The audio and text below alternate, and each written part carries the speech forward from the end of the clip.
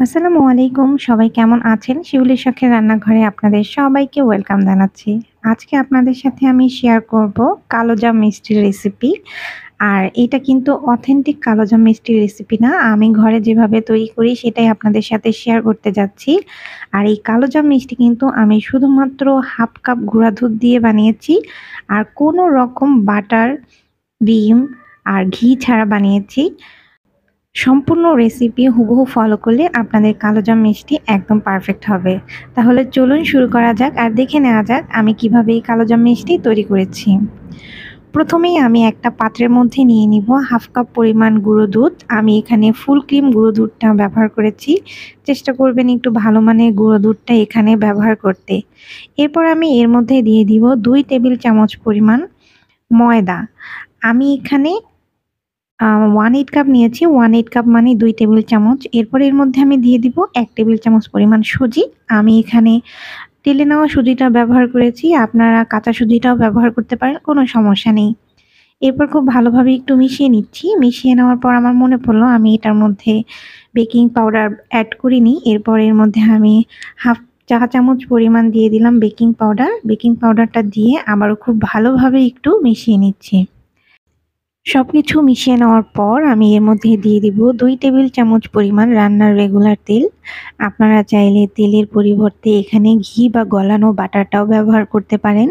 যেহেতু আমি বাটার বা ঘি ছাড়া আজকে এই মিষ্টিটা তৈরি করে দেখাবো, এইজন্য এখানে আমি তেলটা ব্যবহার করছি। এরপর খুব ভালোভাবে ডলে, ডলে একটু তেলটাকে মিশ্রণের সাথে মিশিয়ে নিচ্ছি। মিশিয়ে নেওয়ার পর এর মধ্যে আমি দুধ এড করব। আমি এখানে 1/4 কাপ পরিমাণ নিয়ে নিলাম লিকুইড মিল্ক। এখন এর মধ্যে আমি দিয়ে দিব রেড ফুড কালার। আপনারা চাইলে কালারটা স্কিপ করতে পারেন। যেহেতু কালোজামের মধ্যে একটা লালচে কালার থাকে, এইজন্য আমি এখানে লাল কালারটা ব্যবহার করছি। কালারটা দিয়ে খুব ভালোভাবে একটু মিশিয়ে নিলাম। এরপর অল্প, অল্প করে আমি দুধটা দিব আর একটা আঠালো ডো তৈরি করে নিব।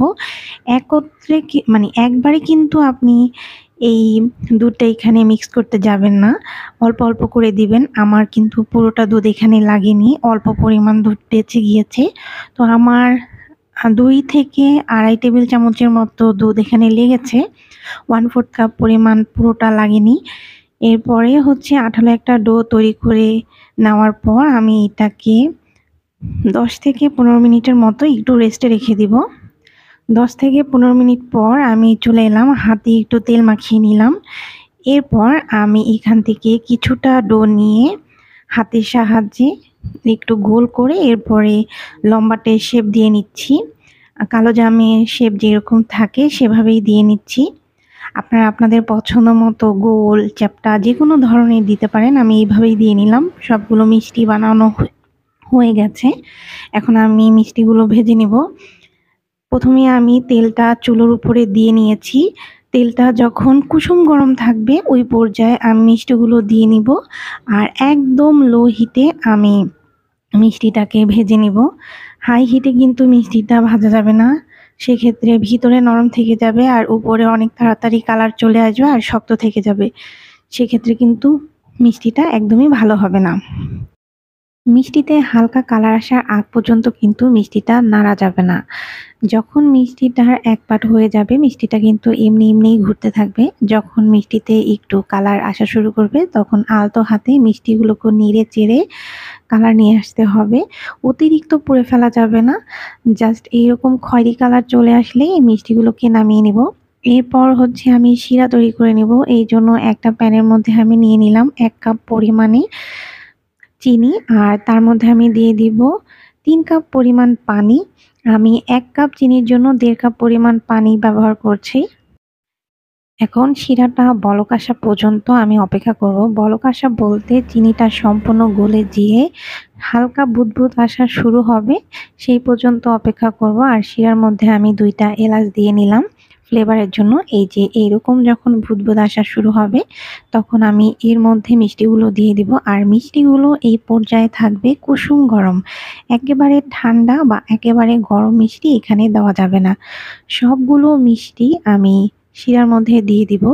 শিরার মধ্যে দিয়ে ঢাকনা দিয়ে ঢেকে ঘুরি ধরে 10 মিনিট হাই হিটে মিষ্টিগুলোকে রান্না করে নিতে হবে। আর এই পর্যায়ে কিন্তু চুলার আঁচ কমানো যাবে না, আর ঢাকনাটাও কিন্তু খোলা যাবে না। 10 মিনিট পর চলে এলাম। মিষ্টিটা হয়ে গেছে। এখন 5 মিনিট আমি মিষ্টিটাকে রান্না করে নিব। 5 মিনিট পর চুলাটা বন্ধ করে ঢাকনা দিয়ে ঢেকে মিষ্টিটাকে এভাবেই রেখে দিতে হবে 2 থেকে 3 ঘন্টার জন্য। 2 থেকে 3 ঘন্টার মধ্যেই মিষ্টির শিরাগুলো খুব ভালোভাবে অ্যাবজর্ব করে নিবে।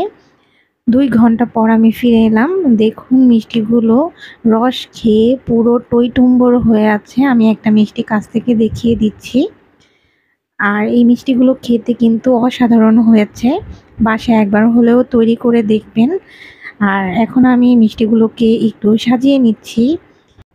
সার্ভিং ডিশের মধ্যে মিষ্টিগুলো রেখে উপর দিয়ে শুধুমাত্র কিছু বাদাম কুচি দিয়ে দিচ্ছি। এটা একদম অপশনাল। এখন আমি আপনাদেরকে ছোট মিষ্টিটা কেটে দেখাচ্ছি। আমার টোটাল 6টা মিষ্টি হয়েছে, আর একটা ছোট একটা মিষ্টি হয়েছে। এই মিষ্টিটা আপনাদেরকে কেটে দেখাচ্ছি। দেখতেই পারবেন ভিতরটা কতটা সুন্দর হয়েছে আর রসে টইটুম্বর হয়েছে। তো আমার আজকের রেসিপি আপনাদের কাছে কেমন লাগলো অবশ্যই কমেন্ট করে জানাবেন। ভালো লাগলে আমার চ্যানেল লাইক ফলো দিয়ে আমার পাশে থাকবেন। আর যারা ইউটিউব চ্যানেল থেকে দেখছেন তারা আমার চ্যানেলটা সাবস্ক্রাইব করে আমার পাশে থাকবেন। আল্লাহ হাফেজ।